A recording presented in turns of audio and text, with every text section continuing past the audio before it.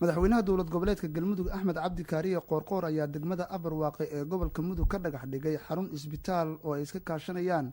hay'adaha SSF iyo CBD ayna fulinayaan kambaniga cadceed. madaxweyne Axmed Cabdi Kaariye Qoorqoor ayaa hay'adaha uga mahad celiyay dhismaha isbitaalka isla markaana waxa uu madaxweynuhu sheegay in qaybta dhiman dhismaha isbitaalka ay dowlad goboleedka galmudug ka qayb qaadan doonaan. wax kastoo lagu joogo salaan kadib waxaan dhagax dhignay dhowr goobood oo midba shaqaale halkan waa isbitaalkii degmada Abarwaaqe waa la iska kaashaday waa la hayaa intaas badan ma badna waqtiga loogu talagalay ku dhismaan rabnaa waxay ka dhimanaadaan ugu daraynaa mahad xasan cadceed oo ku hadlayay madaxa kambaniga qaatay dhismaha isbitaalka ayaa ka warbixiyay baahida degmada ay u qabto helitaanka isbitaal. waa salaamaya dhammaan soo qaybgalayaasha shaqada halkan oo bilaaban doonta sida garanaysa waxaan joognaa waa degmada Abarwaaqo ilaahay fadligiis waxaan rabnaa halkan sida arki doontaan ama socon doonta insha Allah waxaan laga fulin doonaa insha Allah isbitaal ومدحوينه dhagax dhigay ilaahay fadligiis waxa isbitaalkaas hawshiisa iska leh hay'adda liya SSF iyo CBD waxa fulinaya shaqada qabanaya kambaniga cadceed falillahi alhamd waxaan leenahay aad u mahadsan yihiin dhammaan intii kala ku soo taageertay sida garanaysaanba waaga hore hawshu wax iska dhagax dhig baahan jiray hadda waxa ka beddelna waxa weeye shaqadii waa u jeedaan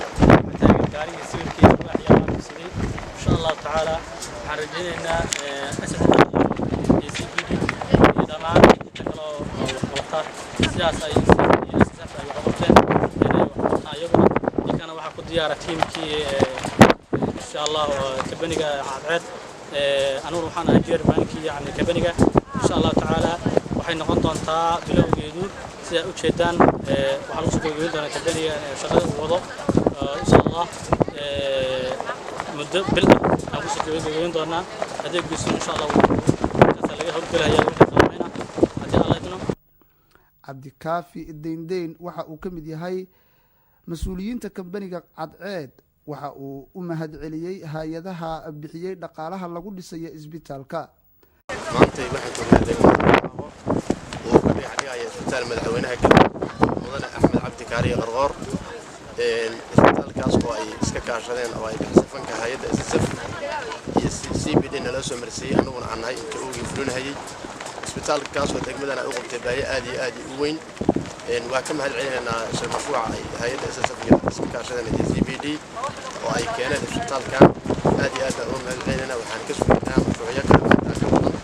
inay ka fuliyaan degmada Abarwaaqo aad iyo aad baan waxa weeye u mahad celinaynaa insha Allah kariim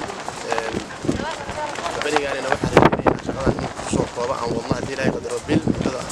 uusan nagu dhaafin shaqadaasna ay si wanaagsan oo si shabay aan u dhamaystirno wixii qalabeynana haddii ilaahay qadaro waa ka dambayn doonaan aad iyo aad mahadsantahay. degmada Abarwaaqe ee gobolka Mudug oo dhacda dacalka waqooyi bari ee gobolka Mudug kama jirin wax isbitaal ah ha yeeshee helitaanka isbitaalkan ayaa noqonaya mid wax badan ka tari doona baahida caafimaad ee ka jirta degmada waxa uuna dabooli doonaa baahiyaha caafimaad ee dadku ay qabeen.